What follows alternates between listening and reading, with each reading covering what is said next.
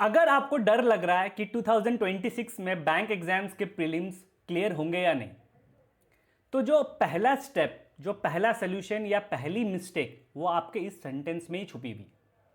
Hi, I am Sumit Agarwal, clear IBPS PO 2021 and presently working at Smartkeeda as a reasoning faculty.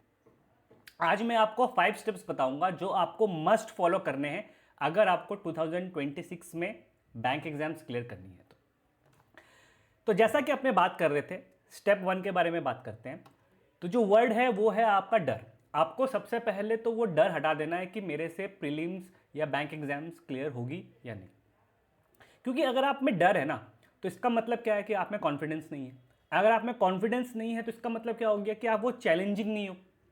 तो अगर आप challenging ही नहीं हो तो आप कैसे वो जो लैक्स ऑफ एस्पिरेंट्स है उनको बीट करोगे सिलेक्शन के लिए, राइट? तो आपके अंदर से आपको वो डर, सेल्फ डाउट हटा देना। फिर भी अगर आपको लगता है कि नहीं, मेरा लेवल बाकियों से थोड़ा सा कम है, ऐसा आपके अंदर फील है, तो आपका माइंडसेट क्या होना चाहिए? आपका माइंडसेट पॉजिटिव होना चाहिए। आपका माइंडसेट ये होना चाहिए कि ठीक है, मेरा लेवल अगर थोड़ा सा कम है बाकी लोग से, ठीक है, तो मेरे को क्या करना है? मेरे को मेहनत ज़्यादा करनी पड़ेगी बाकी लोग से टू ब्रिज दैट गैप। तो ये माइंडसेट लेके आपको चलना होगा, राइट?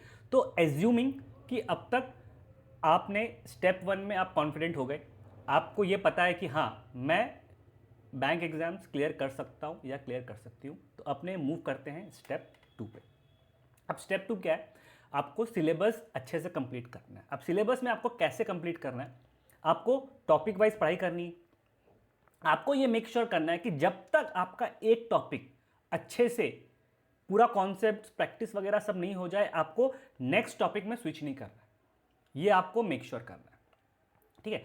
और आप कोई भी फैकल्टी से पढ़ रहे हो, बेस्ट से बेस्ट फैकल्टी से पढ़ रहे हो, बेस्ट से बेस्ट उनका कंटेंट हो, आपको ये नहीं मान के चलना कि ये जो कोर्स है या फिर ये जो बैच है ये मेरे लिए पैनेशिया है, मतलब वो जो अल्टीमेट रेमेडी है, एक अल्टीमेट सोल्यूशन है। क्योंकि लेने वाले तो बहुत लोग हैं, बहुत लोग हैं जो सेम कोर्स लिए हुए हैं, या बहुत लोग हैं जो सेम फैकल्टी से पढ़ रहे हैं, बट उसमें से कितने लोगों का फाइनल सिलेक्शन होता है, या कितने लोग ही उसमें से प्रीलिम्स क्लियर कर पाते हैं? बहुत गिने चुने लोग, ठीक है? तो आपको क्या करना है? आपको क्वेश्चंस पूछने हैं। आपके अंदर वो क्वेश्चंस अराइज होने चाहिए कि ऐसा क्यों किया, वैसा क्यों नहीं किया।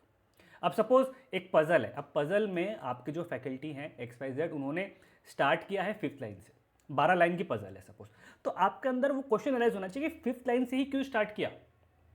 अगर आपको वो सोल्यूशन मिल जा रहा है, वो आंसर मिल जा रहा है खुद से, तो ठीक है।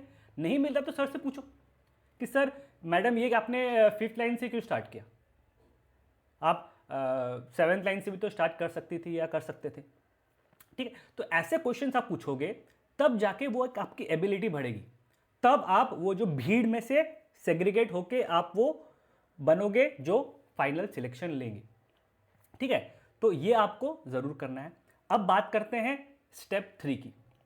अगर बात करें स्टेप 3 की, तो इसमें आपको क्या करना है? आप जब भी प्रैक्टिस करोगे ना, आपको ये मेक श्योर करना है कि जितने भी शॉर्टकट्स वगैरह, ट्रिक्स वगैरह आपने सीखे हैं ना, उसको आप इंप्लीमेंट करते हुए चलो। क्योंकि बहुत लोग ये क्या करते हैं कि शॉर्टकट सीख तो लेते हैं, ट्रिक्स वगैरह सीख तो लेते हैं, बट उन्हें प्रैक्टिस में इंप्लीमेंट नहीं करते। अब उससे क्या होगा? भले ही आपको वो शॉर्टकट आता हो, बट आप जब मेन एग्जाम में बैठोगे ना, आप उसको इंप्लीमेंट कर ही नहीं पाओगे अगर आपने वो प्रैक्टिस में नहीं लाया तो।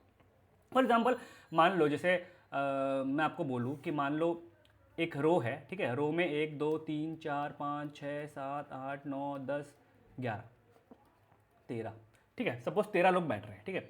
अब मैं आपको बोलूँ कि ए यहाँ पे है, ठीक है? और आपको एक लाइन दी हुई है कि नंबर ऑफ पर्सन्स, ठीक है, सब नॉर्थ फेस कर रहे हैं, सारे के सारे नॉर्थ फेस कर रहे हैं। अब number of persons to the right of A is same as the number of persons to the left of B, ठीक है? Number of persons to the right of A is same as the number of persons to the left of B. आपको ये बोला हुआ है। अब आप ए यहाँ पे है, अब आप क्या करोगे? आप, एक तो है कि आप यहाँ पे काउंट किए 4 6 10 लोग, फिर आप लेफ्ट से काउंट करेंगे 10 लोग, फिर आप बी को बिठा दोगे। बट आपको ये पता होना चाहिए, अगर ऐसा कुछ लाइन आता है तो इट मीन सेम एज कि ए के लेफ्ट में जितने होंगे बी के राइट में उतने होंगे। समझ रहे हो? बात एक ही होती है, सेम थिंग है, ठीक है? अब आपको ये ट्रिक पता है, आपके फैकल्टी ने पढ़ाया, आपने ये जान लिया। कोई भी फैकल्टी ये चीज़ पढ़ाएगा ही, ठीक है? लेकिन अब क्या हो रहा है, जब आप प्रैक्टिस कर रहे हो ना, तब आप ये जब पजल सॉल्व कर रहे हो तब आप ये वाली चीज़ इंप्लीमेंट ही नहीं कर रहे। देखो अब जैसे ए यहाँ पे, अब आपको काउंटिंग करने की जरूरत नहीं है, ए 2 प्लेसेस छोड़ के है तो बी यहाँ पे ही होगा।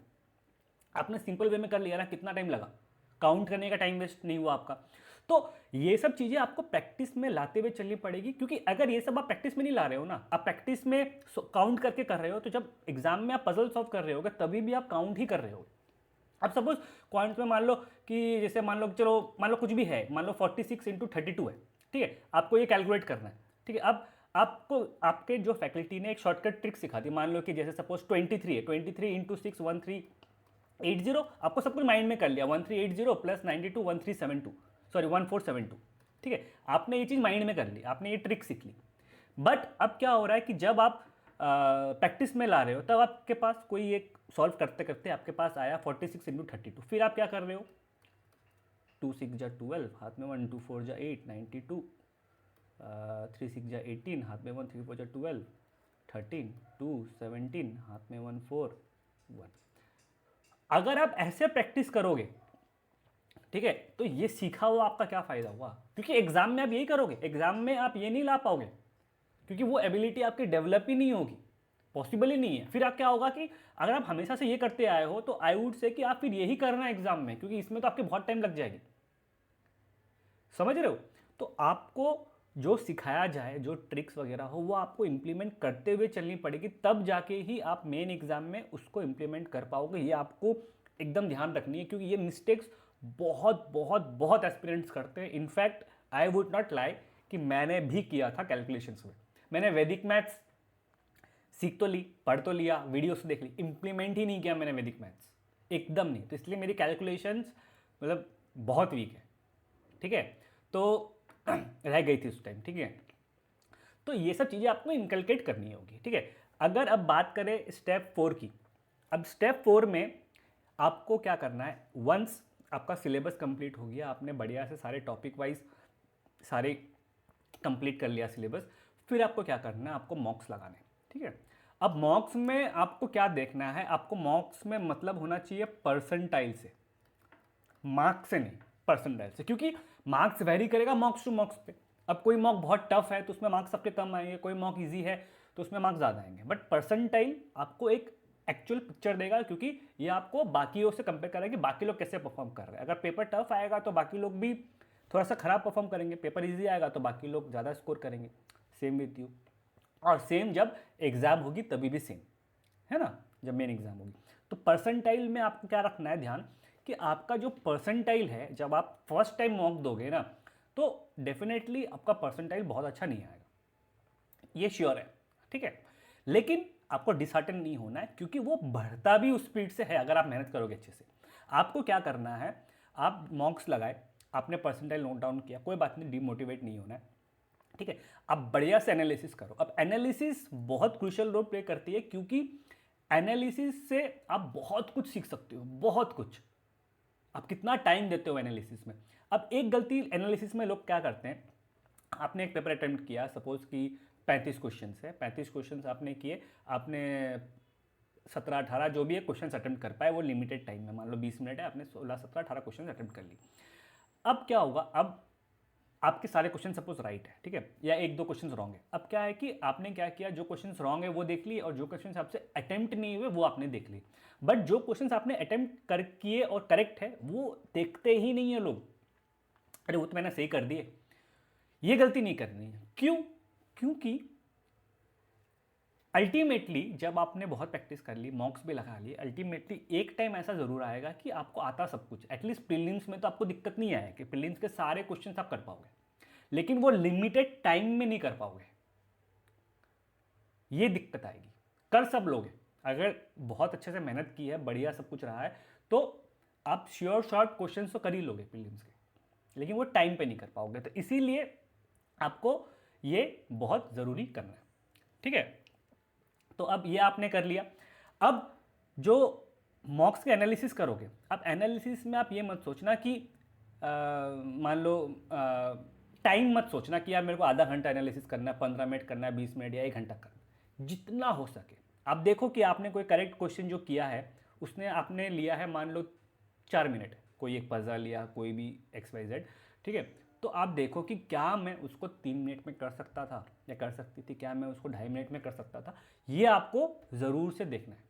तब वो कहलाएगी कि आपने अच्छे से एनालिसिस की है, जो ये बहुत बहुत बहुत ज़रूरी है। एंड आपको ये टारगेट रखना है कि मैंने आज एक मॉक दिया, फिर आप 1 हफ्ते बाद दो या जितने भी दिन बाद दो, ठीक है, आप वर्कआउट करो, 10 दिन बाद दो, 15 दिन बाद दो, बट आपका ये होना चाहिए कि आपके जो परसेंटाइल है वो इंक्रीज करनी चाहिए। ये मस्ट है, ये आपका एक कम टारगेट होना चाहिए, एकदम फोकस होना चाहिए कि मेरे परसेंटाइल इंक्रीज हो। भले आप टाइम लेके मॉक दो, आज मॉक दिया तो कल मॉक मत दे दो, ठीक है। तो ये आपको 100% मेक श्योर करना है कि आप जब भी मॉक्स दो आपके परसेंटाइल इंक्रीज करते ही जाए, करते करते आपके वो 95 परसेंटाइल 96 परसेंटाइल वाले आने लग जाए स्कोर्स, ठीक है। अब बात करते हैं सबसे क्रूशियल 5th स्टेप की। देखो, अब तक अगर आपने ऑनेस्टली सारे स्टेप्स फॉलो किए हैं, अब तक 4 के 4 स्टेप्स फॉलो किए हैं, तो आप अभी एक सीरियस एस्पिरेंट, एक डिजर्विंग कैंडिडेट की कैटेगरी में आ गए हो कि आप डिजर्व तो करते हो भैया सिलेक्शन, लेकिन आप डिजर्व करते हो प्री क्लियर करना। लेकिन जो डिजर्विंग और जो सिलेक्टेड कैंडिडेट्स होते हैं ना, उसमें एक छोटा सा फर्क हो जाता है बैंक एग्जाम्स में। वो क्या? Speed and accuracy. अब 4th स्टेप तक आपकी एक्यूरेसी तो अच्छी हो गई होगी, मैं ये श्योर 100% श्योर, अगर ऑनेस्टली आपने सब कुछ किया होगा। लेकिन दिक्कत आती है स्पीड।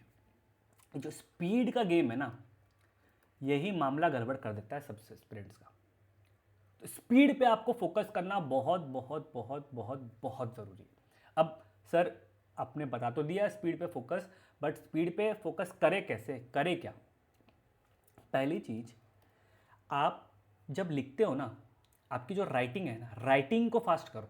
आप बोलोगे सर ये तो बहुत बेसिक चीज़ है, ये वाली क्या नर्सरी LKG वाली बात बोल रहे हो?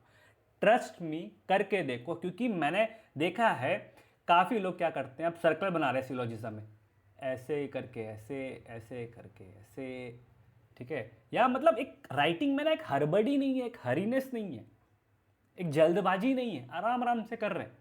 क्योंकि हमेशा आप वही करते आए हो 10th 12th या कोई भी कॉलेज के एग्जाम्स में, उतनी कोई हड़बड़ी नहीं है कि हैंडराइटिंग ही समझ में नहीं आए। बट यहाँ पे क्या है कि यहाँ पे आपको हैंडराइटिंग से मतलब नहीं है, लिखो ना, ऐसे करके लिखो, ऐसे करके लिखो, क्या ऐसे करके लिखो, ठीक है। बोलने का मेरा मतलब है कि आपके अंदर एक राइटिंग में एक हड़बड़ी दिखनी चाहिए, आपको स्पीड में करनी चाहिए। चाहे आप जब प्रैक्टिस करोगे ना, जब आप कॉन्सेप्ट सीख रहे हो तब की नहीं बोल रहा, बट आप जब एक्चुअल में प्रैक्टिस कर रहे होगे, लाइक टाइम वेस्ट करके वैसे करके, ठीक है, तो आपको ये करनी है। दूसरी चीज़ आपको क्या करनी है कि आपको जब आपने कॉन्सेप्ट सीख लिए, जब आपने कुछ क्वेश्चन प्रैक्टिस ऐसे ही कर लिए कॉन्सेप्ट समझने के लिए, जब अल्टीमेट आप प्रैक्टिस कर रहे होगे, ठीक है, सारे कॉन्सेप्ट सीखने के बाद, तब आपको क्या करना है कि आपको टाइमर बेस्ड प्रैक्टिस करनी है, आपको टाइम लगा के प्रैक्टिस करनी है। आप चाहो तो स्मार्ट किरा के जो स्पीड ड्रिल्स है वो परचेस कर सकते हो, वो मार्केट में बेस्ट है, क्योंकि आपको बहुत मतलब एक्वेंट कर देते हैं, वो आपकी स्पीड और एक्यूरेसी बहुत अच्छी कर देते हैं, ठीक है। तो ये आप कर सकते हो स्पीड बढ़ाने के लिए। अब और एक चीज़ आप क्या कर सकते हो स्पीड बढ़ाने के लिए, वो ये है कि जब आप कोई पेपर सॉल्व कर रहे होंगे, जब आप अटेम्प्ट कर रहे होंगे, तो एक गलती मैक्सिमम लोग करते हैं, आई वुड से 90% लोग करते हैं। उन लोग क्या करते हैं कि सपोज रीजनिंग का सेक्शन है, ठीक है, रीजनिंग का सेक्शन है। अब रीजनिंग का सेक्शन में वो क्या करेंगे, जैसे ही पेपर खुला, सपोज 35 क्वेश्चन है, ठीक है, अब 35 क्वेश्चन में खोजेंगे इनइक्वालिटी को, फिर खोजेंगे सिलोजिज्म को, फिर खोजेंगे चाइनीज कोडिंग डिकोडिंग को,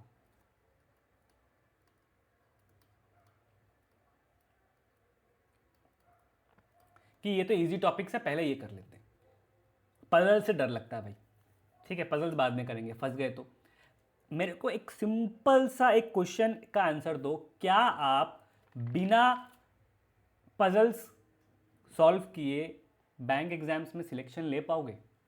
क्या ये पॉसिबल है? इट इज़ नॉट पॉसिबल, ठीक है। तो आपको ये मेक श्योर करना है कि जब आप पेपर अटेम्प्ट करोगे तब आपको क्या करना है। अगर आप एक तो पहली बात क्या होगा, आप इनइक्वालिटी खोज खोज के कर रहे हो, फिर आप सिलोजिज्म खोज रहे हो, ऐसा तो है नहीं कि सारे तीनों एक साथ पाएंगे।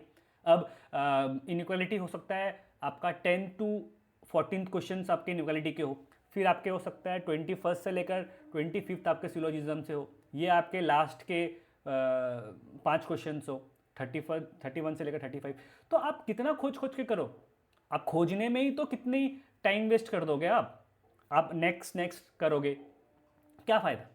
उतनी देर में तो आप एक दो क्वेश्चंस कर लोगे, राइट। और पजल्स आपको करनी ही है। तो आई वुड से कि आप क्या करो कि जब आप पेपर सॉल्व कर रहे होंगे, सेक्शनल मॉक्स लगा रहे होंगे या फिर एक्चुअल मॉक्स लगा रहे होंगे, तब आपको क्या ध्यान देना है कि अगर आपके पास कोई इजी पजल आ जा रही है तो आपको डेफिनेटली वो करनी है। मैं ये नहीं बोल रहा कि आपको अगर टफ पजल या मॉडरेट पजल आ रही है तो भी आप उससे स्टार्टिंग में करो, इनइक्वालिटी छोड़ के नहीं। बट आपको अगर इजी पजल दिख रही है, आपको दिख रहा है कि हाँ ये मैं कर सकती हूँ, तो आपको वो डेफिनेटली उस टाइम करनी है, चाहे वो आपकी पहला क्वेश्चन क्यों ना हो। ठीक है। अब और एक चीज आप क्या कर सकते हो स्पीड बढ़ाने के लिए, आपको एक तो आर्ट ऑफ स्किपिंग, आपकी जो आर्ट ऑफ स्किपिंग है वो बहुत अच्छी होनी चाहिए। अब आर्ट ऑफ स्किपिंग क्या हो गई, एक तो आपकी इतनी अच्छी प्रैक्टिस हो जानी चाहिए चाहे पजल्स वगैरह में, ठीक है, कि आपको देखते आपको पता होना चाहिए कि ये क्वेश्चंस मेरे को अटेम्प्ट करने हैं कि नहीं करने। जैसे आपने एक कोई क्वेश्चन आया, अब कोई लोग होंगे जो वो क्वेश्चन को 5 सेकंड में स्किप कर दे रहे हैं कि हाँ मेरे को अभी नहीं करना, यार करना ही नहीं। 5 सेकंड देखा उन्होंने, नहीं समझ में आ रहा, छोड़ दो, नेक्स्ट क्वेश्चन में गए।